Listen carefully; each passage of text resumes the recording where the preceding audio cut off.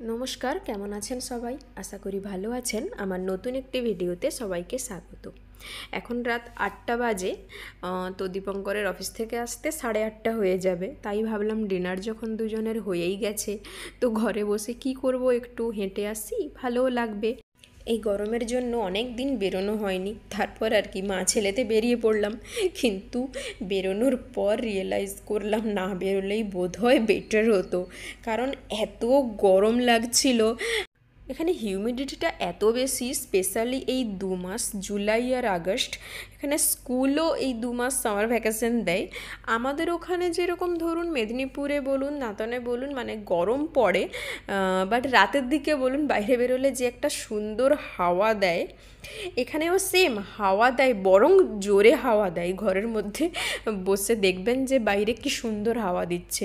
যখনই দরজাটা খুলে বাইরে বেরোবেন, ব্যাস গরম হাওয়া দিচ্ছে আর কি। মানে ওটাতে আরাম লাগে না, ওটাতে মানে প্রচণ্ড ঘাম দেয়। যত রাত হয় এখানে অস্বস্তিটা বেশি বাড়তে থাকে। বাচ্চাদের জন্যে তো এটা আরও বেশি ডিফিকাল্ট হয়ে যায়, কারণ বাচ্চাদেরকে তো আর আপনি ঘরে আটকে রাখতে পারবেন না। যারা খেলতে পেরে গেছে তো ওরা তো বাইরে বেরোবেই, আর বেরিয়ে ওই যে খেলাধুলো করলো, ব্যাস শরীর খারাপ হয়ে যায়, কারণ ঘরে 24 ঘন্টাও এসিতে থাকছে। এবারে বাইরে বেরিয়ে খেলছে, এই করতে করতে বাচ্চারাই বেশি অসুস্থ হয় এই সময়। এই যে আমরাও ফিরে এলাম, যতটা হাঁটতে যাওয়ার কথা ছিল ততটা আর যাইনি, অর্ধেক রাস্তা থেকেই ফিরে এসেছি বাড়ি। বাড়ি ফিরে ভাবলাম বসে বসে কি করব, তো একটু নেল পলিশ পরে নিই। কিন্তু এই যে আরেকজন আছেন, তো উনি কি আর আমাকে পড়তে দেবেন শান্তিতে? কিছুতেই সে পড়তে দেবে না আমাকে। এই বদমাশি করতে করতে দীপঙ্করও অফিস থেকে চলে এসেছে। তারপর ভাবলাম থাক, আমার আর পরে কাজ নেই, ও গুছিয়ে রেখে দিই। আমি পরে নিই বাবা।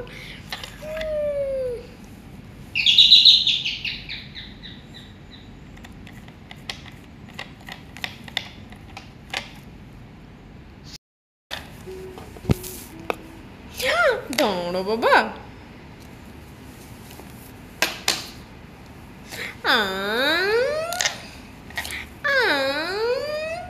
একটু পরে নি।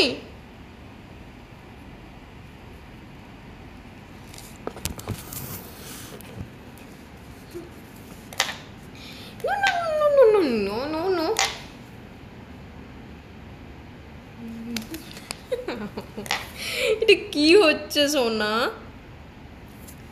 আ